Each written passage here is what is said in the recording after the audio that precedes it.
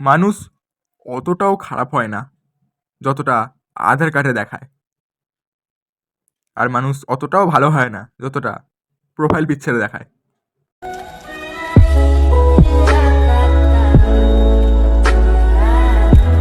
এই, চুপচাপ চলো আমার সাথে, হাত ধরো আমার, চলো।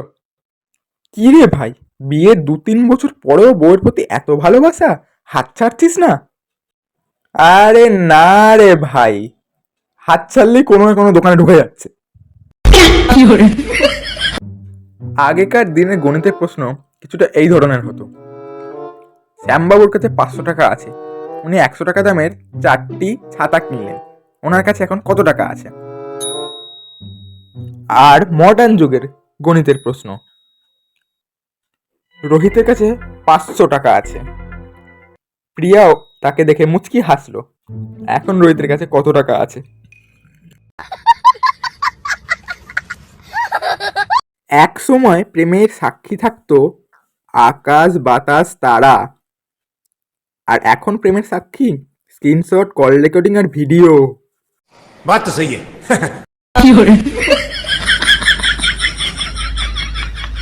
এইবারে ডিসিশন ফাইনাল, বিয়ে করলে চশমা পরা মেয়েকেই বিয়ে করব, কারণ বিয়ের পর ঝগড়া হলে চশমা খুলে নিলে আর কিছু দেখতেই পাবে না। আমারও তো চশমা আছে। নেই। বেহায়া নির্লজ্জ দেখবেন, নিজেকে দেখুন। বাড়ির লোক এত বারণ করার পরও নির্লজ্জের মতন কিভাবে ফোন ঘেটে চলেছেন। क्या बात है सर, क्या बात है सर, क्या बात, ये बात।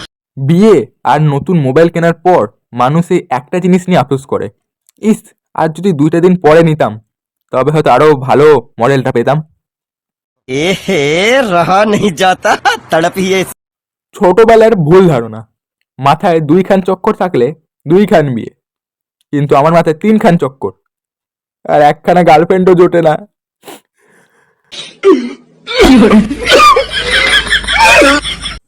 সে গরমকালই হোক, আর বর্ষাকালই হোক, আর শীতকালই হোক, সব সময়ই আমার ছাতার দরকার, কারণ আমার পুরো জীবনটাই ভিজে একাকার।